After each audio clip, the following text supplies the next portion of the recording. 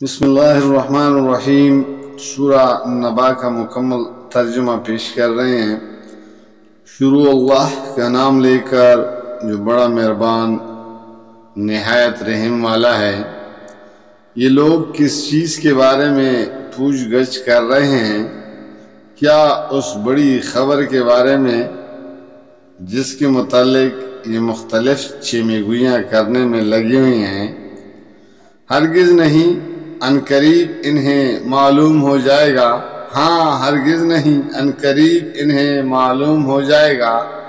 کیا یہ واقعہ نہیں ہے کہ ہم نے زمین کو فرش بنایا اور پہاڑوں کو میخوں کی طرح گاڑ دیا اور تمہیں مردوں اور عورتوں کے جوڑوں کی شکل میں پیدا کیا اور تمہاری نیند کو باعث سکون بنایا اور رات کو پردہ پوش اور دن کو معاش کا وقت بنایا اور تمہارے اوپر 7 مضبوط آسمان قائم کیے اور ایک نہایت روشن اور گرم چراغ پیدا کیا اور بادلوں سے لگاتار بارش برسائی تاکہ اس کے ذریعے سے غلہ اور سبزی اور گنے باغ اگائیں۔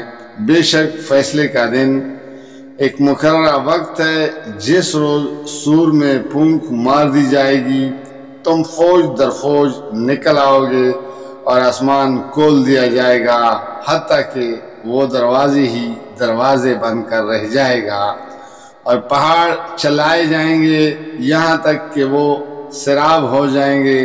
در حقیقت جہنم ایک گات ہے، سرکشوں کا ٹھکانہ، جس میں وہ مدتوں پڑے رہیں گے۔ اس کے اندر کسی ٹھنڈک اور پینے کے قابل کسی چیز کا مزہ وہ نہ چکھیں گے۔ کچھ ملے گا تو بس گرم پانی اور زخموں کا دھون۔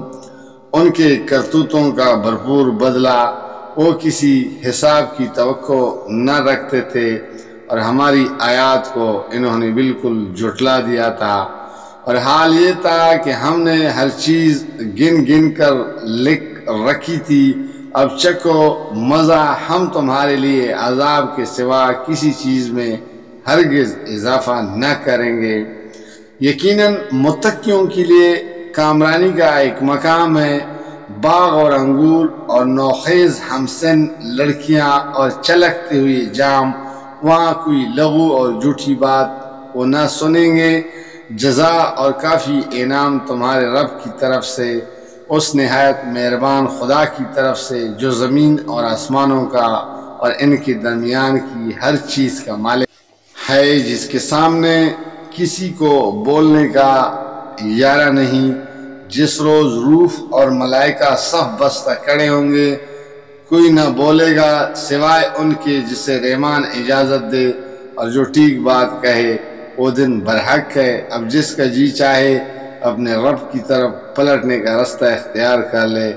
ہم نے تم لوگوں کو اس عذاب سے ڈرا دیا ہے جو قریب آ لگا ہے، جس روز آدمی وہ سب کچھ دیکھ لے گا جو اس کے ہاتھوں نے آگے بھیجا ہے، اور کافر پکار اٹھے گا کہ کاش میں خاک ہو جاتا۔ جزاک اللہ، فی امان اللہ۔